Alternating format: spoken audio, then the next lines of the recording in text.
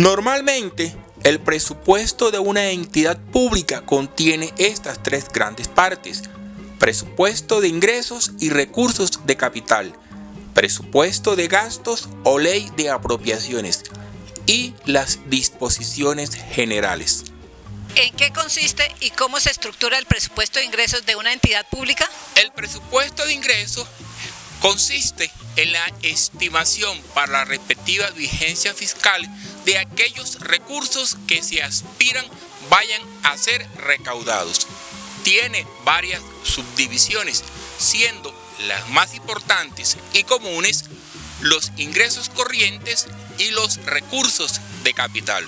Pero algunas entidades adicionalmente tienen ingresos de los establecimientos públicos, ingresos por fondos especiales y rentas para fiscales. ¿Qué son los ingresos corrientes y qué subdivisiones contiene? Son aquellos que se reciben de manera continua, de manera permanente, por lo tanto son predecibles.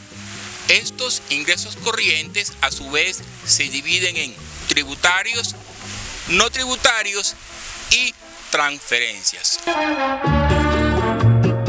¿Qué conceptos conforman los ingresos tributarios y cuáles son los más importantes? Los ingresos tributarios son los que provienen del cobro de los impuestos. Se dividen en directos e indirectos. Los impuestos son pagos de carácter obligatorio que tanto las personas naturales como jurídicas le deben hacer al Estado para poder financiar las actividades que éste realiza, además de cumplir con los otros propósitos señalados a la política fiscal. Los impuestos directos gravan básicamente la renta y el patrimonio, no siendo susceptibles de ser trasladados a través de un sobreprecio. En tanto que los impuestos indirectos gravan el consumo y el comercio como las actividades más importantes y se caracterizan porque pueden ser trasladados a otras unidades económicas a través de un sobreprecio. De allí el nombre de indirectos, porque finalmente quien los termina pagando es el consumidor final. Los principales impuestos del nivel nacional provienen del impuesto a la renta, el básico y el complementario a las ganancias ocasionales, y del impuesto a las ventas o impuesto al valor agregado. Otras fuentes de tributo del nivel nacional proviene del gravamen arancelario, del impuesto a las transacciones financieras, de los pasajes aéreos y otros impuestos que no son muy representativos. Los departamentos, distritos y municipios tienen una variada gama de fuentes de financiación. ¿Cuáles son los principales impuestos de estos niveles de gobierno? Los principales impuestos de los departamentos provienen de la cerveza, licores, ganadores de lotería, ACPM, vehículos y otros de menor jerarquía. En el caso de los municipios, los impuestos más importantes son el predial y el de industria y comercio. Son también impuestos municipales el de aviso, tableros y vallas, rodamiento, espectáculos públicos, casinos y juegos permitidos, degüello de ganado menor, rifas y apuesta, sobretasa a la gasolina, entre otros. A diferencia de los ingresos tributarios, en los no tributarios, por lo regular existe una contraprestación por parte del Estado. ¿Qué conceptos conforman los ingresos no tributarios? Los ingresos no tributarios están integrados por las tasas, multas, rentas contractuales y contribuciones. Las tasas son cobros que hacen las entidades estatales para cubrir el costo en que incurren por la prestación de un servicio. Valga mencionar que en el caso de las tasas se aplica el principio del beneficio en la medida en que el pago es proporcional al beneficio que se recibe. Las multas se generan por la contravención a un mandato legal establecido.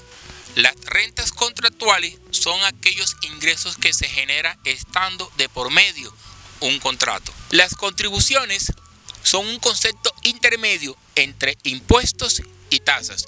Tiene de los impuestos el carácter obligatorio y de las tasas la contraprestación directa y personal que recibe quien hace el pago. Las dos contribuciones que se cobran en el país son la de valorización y la de plusvalía.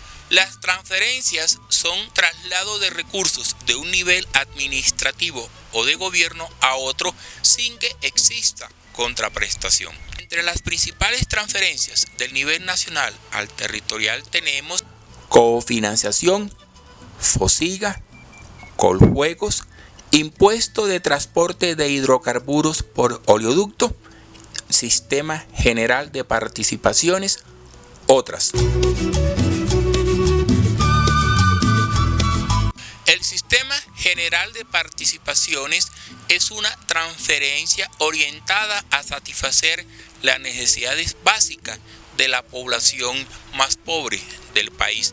Va dirigida primordialmente a los municipios y a los distritos, aunque los departamentos también reciben una porción. Específicamente, estos recursos van direccionados para financiar educación, salud, agua potable y saneamiento básico y unas inversiones generales que se agrupan dentro de un gran bloque que se llama propósitos generales.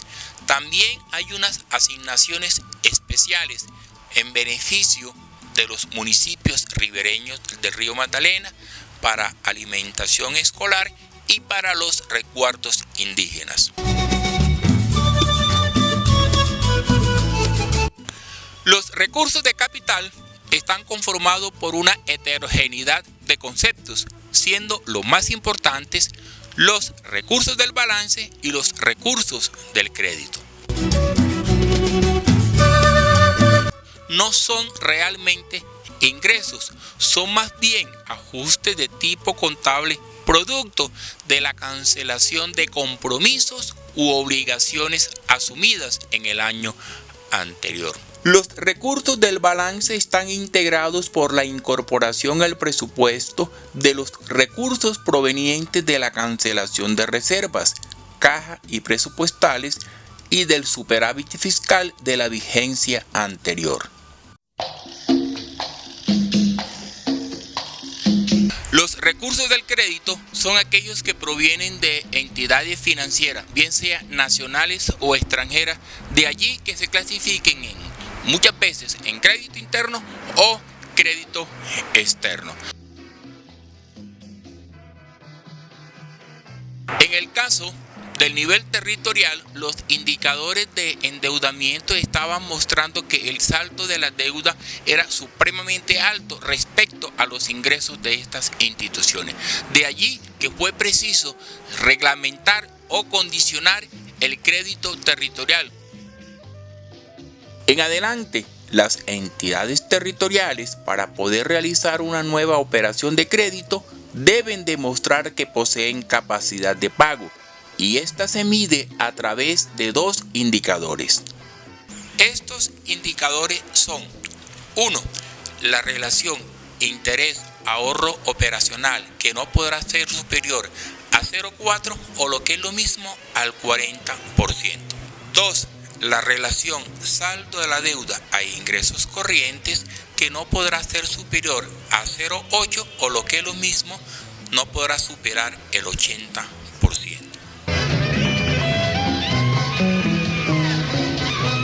Aquellos que se causen entre el 1 de enero y el 31 de diciembre para el año para el que se están haciendo los cálculos.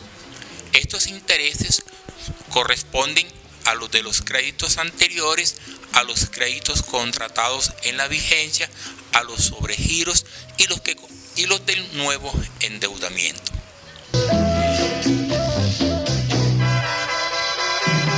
El ahorro operacional se obtiene restando de los ingresos corrientes del año inmediatamente anterior los gastos igualmente corrientes de ese año, ajustándose por el índice de precio al consumidor que haya calculado el DANE.